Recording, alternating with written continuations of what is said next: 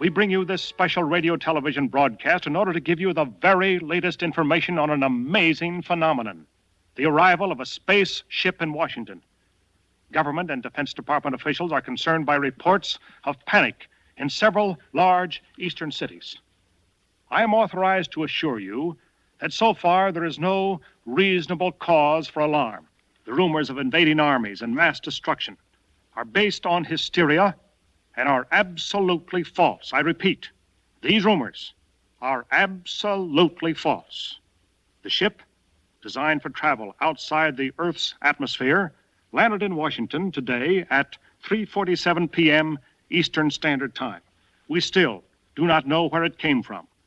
The ship is now resting exactly where it landed 2 hours ago, and so far there is no sign of life from inside it. Troops have been rushed across the Potomac River from Fort Myer and have thrown a cordon around the ship. They are supported by tanks, artillery, and machine guns. Every eye, every weapon is trained on the ship. It's been that way for 2 hours, and the tension is just beginning. Just a minute, ladies and gentlemen. I think something is happening.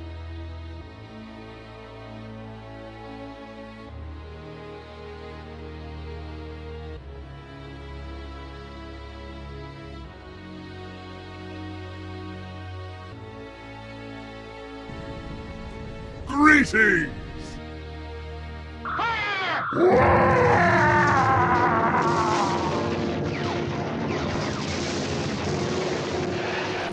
For untold amounts of time, humans have been using stories of war between otherworldly beings to explore conflicts and themes which are relevant in their own times and societies.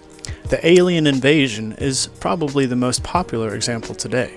And at their best, these stories can make room for pondering of our own society by thoughtfully recontextualizing some of our worst manifestations against us. So, for example, this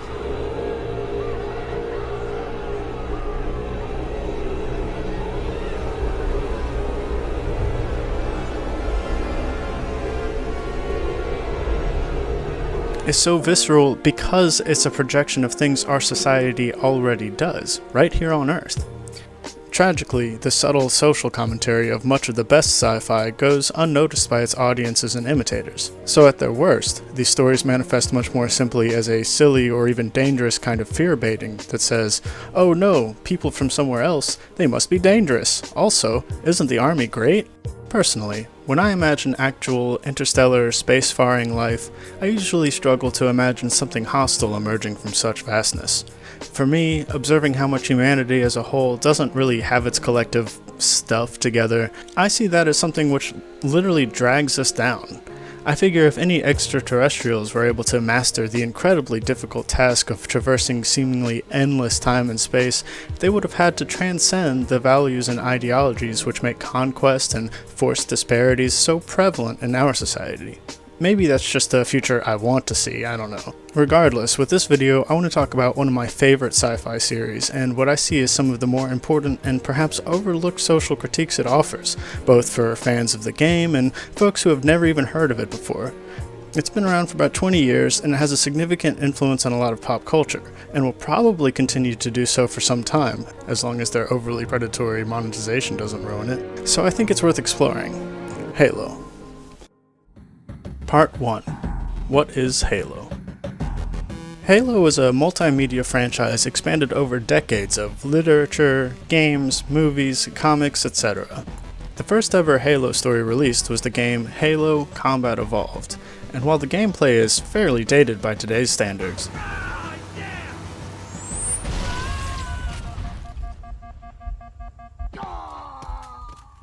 the setting and story were built upon a complex and imaginative bed of sci-fi world-building, so that everything which appeared to the player had a reason for being there. From the sometimes strange geometry of the level design, to the various enemy types, and even the information presented to the player, health and ammo count, displayed by your suit's systems, awkward exposition provided by an AI being stored in your brain hole. This cave is not a natural formation. Someone built it, so it must lead somewhere. Pretty much everything in the game was given a reason for being there. Still, despite a neat and unexpected twist, the first Halo game is a fairly straightforward and accessible sci-fi action-adventure that goes like this. It's the middle of an interstellar war between humanity and a religious, multi-species alien empire called the Covenant. A human ship with the awesome name the Pillar of Autumn makes a random jump to escape a helpless battle, and they come across an unknown object floating in space. It's not made by humans, but it wasn't made by the Covenant either.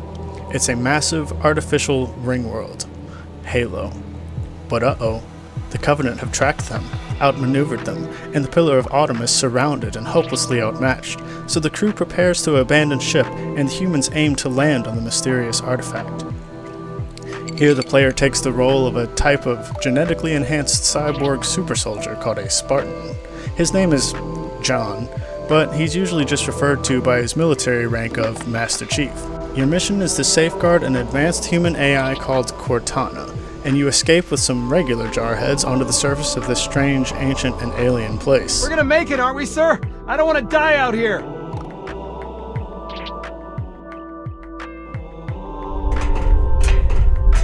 From there for a while, the game involves a lot of running around and trying to gather Marines and fight the Covenant for control of the ring. But you start to figure out, or actually Cortana starts to figure it out and tries to fill you in on it, who built the Halo and why. Unfortunately for Cortana, and pretty much everyone else really, UNSC and Covenant forces alike immediately thought, it's probably a big gun, and raced to crack open the ancient locked doors of the facility to get control of the big gun before the other guys could. In doing so, they let loose a deadly scourge called the Flood. The Flood is an intelligent parasitic superorganism which retains all creatures it consumes together in a unified consciousness. It becomes more intelligent the more host it claims. It is beautiful and awesome in the most true and terrifying of ways, and it is always, always hungry. The people who built the Halo, Forerunners, had been at war with the Flood thousands of years ago but could not win. So they did indeed make Halo as a big gun. Kind of. But there was a lot more to it than that. A series of Halos had been built to destroy all sentient life in the galaxy, eliminating the Flood and any potential host it could consume in the area. But these Forerunners also meticulously worked to save samples of all species they would destroy, so life would continue after the event. Not because the Forerunners were good necessarily, but because they had a whole culture built around definitive righteousness and believed it was their responsibility to control the galaxy. It's a whole thing. But for their misguided sense of nobility, they even saved samples of the one type of life they didn't want to repopulate the galaxy, the Flood. And that's how the game ends up having you fight aliens and these scary space zombie things. And also, this fascinating character is also there, and then to top it all off, all heck breaks loose because the Halo's automated systems are instructed to wipe out all life within 25,000 light years to protect the galaxy because now there's a new Flood outbreak. Thanks, humans. Well, let's get this door open. I'll try, sir, but it looks like these Covenant worked pretty hard to lock it down. Just do it, son. Fortunately for the galaxy, Cortana leads you to blow up the ring, and you escape with her as the lone human survivor. This is a pretty cool story, and a great story on the scale of first-person shooter video games at the time, and it paved the way for much more amazing stories to come. But still, it'd be fair if you said to me, okay Phoenix, where is this going? How is this relevant to your title and or thumbnail or even your channel? And so now would be a great time to talk about the UNSC. Attention, all combat personnel. Please report to your action station. You heard the lady. Move like you got a purpose. This is not a drill. I repeat, this is not a drill. Man, we let those dumb bugs out to the middle of nowhere to keep from getting their filthy claws on Earth. But we stumbled onto something they're so hot for that they're scrambling over each other to get it. Well, I don't care if it's God's own anti-son of a machine or a giant hula hoop. We're not gonna let them have it. What we will let them have is a belly full of lead and a pool of their own blood to drown in. Am I right, Marines? Sir, yes, sir! Damn right I am. Now move it out! Double time! The first game actually doesn't mention the human faction by name at all, almost. We hear people asking for support from UNSC forces a couple times, but that's pretty much it. The Marines originally presented were a clear homage, nearly copy and pasted, to the Space Marines of the film Aliens. By the time the second game comes out though, we get to know the United Nations Space Command a lot better. The games themselves mostly do this through characterization, but there's also plenty of lore which builds a rich history behind what we see in the games, and I'm not going to go into all of it, but I'm at least going to give you a brief overview of who are these future humans who fly around in giant guns and make walking cyborg tanks. The story goes that us humans began to spread out and colonize the solar system in the 2100s. We still haven't met any aliens yet and wouldn't for hundreds of more years. However, some various economic and ideological crises familiar to our own history create what's basically World War III in space. And if you're familiar with the real history of the World Wars, the preceding and interrelated colonialism, neo-colonialism, and independence movements, you'll see a lot of stuff that's familiar here. There's a lot of nationalism, colonial dissidence, and even space Marxist-Leninist versus space fascist. And then, the United Nations commissions the United Nations Space Command, using a predominantly American military, and they began to systematically crush the various factions one by one, uniting humanity in its various colonial efforts through conquest. And through the authority of this conquest, around 2170 declared a new singular government for all humanity in its colonies. It's called the United Earth Government or something like that, but the point is it's a product of the United Nations in conjunction with the US and US adjacent military power, and it now holds the law in the eyes of all who perceive it. I actually find this to be a pretty insightful representation of how the UN today claims a jurisdiction over Earth, also with the same level of misleading redundancies like the UEG. A lot of folks don't know how all borders of the world as we know them were created through colonialism, fought over in the so-called World Wars, and then the victors of this war of imperialist powers became the military backbone of the United Nations, which emerged at the end of the war as the deciding factor of which borders and territories are legitimate or not, which languages were official, who has rights over their own land, and whose democracies are legitimate or not. A pretty damning example of this is the MINISTA program, which was enacted in Haiti, and the UN was responsible for over 9,000 deaths there, mostly from a cholera outbreak, but also lots and lots from just, shooting protesters and stuff who didn't like how their democracies were being interfered with. The UNSC is really just that, but everywhere, all over, and normalized, not just put somewhere on a third world country and then kind of held under wraps so that the rest of the world doesn't see it. So in the story, of course, all people throughout humanity didn't really appreciate the UN going full-on Emperor Palpatine. But World War III in space sucked, so war became pretty unpopular for a while. And on top of that, the UNSC had no qualms about being extremely heavy-handed to keep the peace. So, some time passes, and around 2300, humanity figures out a crude means of traveling outside of our solar system. So the UN Empire expands beyond Earth's solar system. But wouldn't you know that in another 100 years or so, we once again see an expanding capitalist empire finding itself in various crises, almost as if it's following some sort of pattern maintained by various forms of state and capitalism prevalent through human history. But hey, let's keep it about Halo in this video, am I right? Why is it gotta be political? The most disenfranchised and exploited human systems tried to become independent from the UNSC. But the UNSC wouldn't have it, going as far as to even nuke one of the colonies they lost control over. So, once again, there is a brutal, drawn-out civil war between the UNSC and an independence movement on nearly every human planet.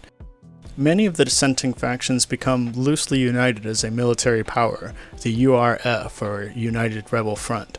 However, while violent actions of an interstellar military power is normalized when sanctioned by the United Nations, the unsanctioned military power of the URF come off as an illegitimate form of violence, and that made the independence movement lose a lot of favor in the most politically and economically powerful planets.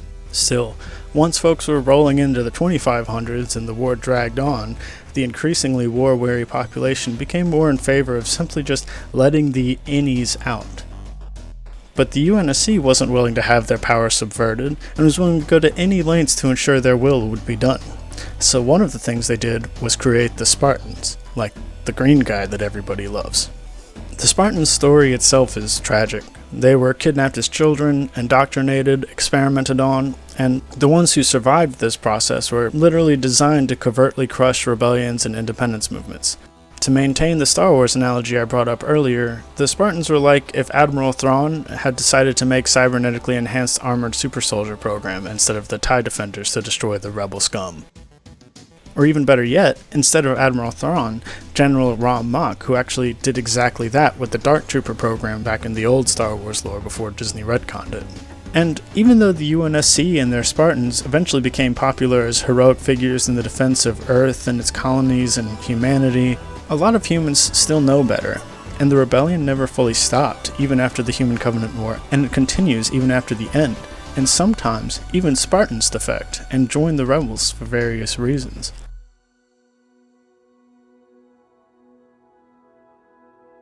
The UNSC is presented to the players at first glance in a very heroic way. The music, the bravado, their fight to save the humans from an alien threat.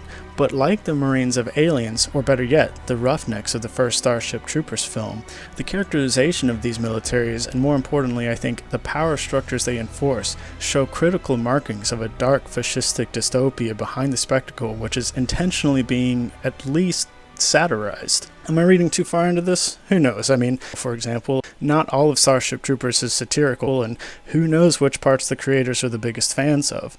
But it's interesting to me that when we are really visually introduced to the UNSC as a more deliberately constructed faction in Halo 2 and onwards, they're not given the logo or standard of the actual United Nations. Instead, the UNSC maintains this, which is incidentally a standard of fascism and imperialism which has been used on and off since at least the time of ancient Roman imperialism. The UNSC is adorned with the imperial mythology of so-called Western civilization, maintaining its inspired traditions and practice as well as an iconography. I mean, come on, the cyborgs are called Spartans, and they're wearing Mjolnir armor. It's not a coincidence that these icons are often associated and popular with white supremacist groups and fascists in general. They share foundational narratives. I'm not saying that every Viking nerd is a Nazi, and of course the UNSC itself is not treated as a white supremacist organization. It's clearly not the intention. It's a very multicultural fascist army that all speaks English. But you know where the Earth stuff happens in these games? Africa. Africa suffers the most of any Earth continent in the Human Covenant War. Half of it was destroyed, and as players find themselves fighting along UNSC troops at the space-age port city of New Mombasa, the hegemony of Western imperialism is evident. The signs, the architecture, the cops, and the military. They're a fictionalized extension of something which exists today and is normalized the more people fail to question it. Maybe this wasn't the intention of the Halo story writers originally, but in the end that might not even matter. The UNSC is a projection of the ideological reality we live in, an imperialist and colonial world, enforced by the so-called post-colonialism of the United Nations.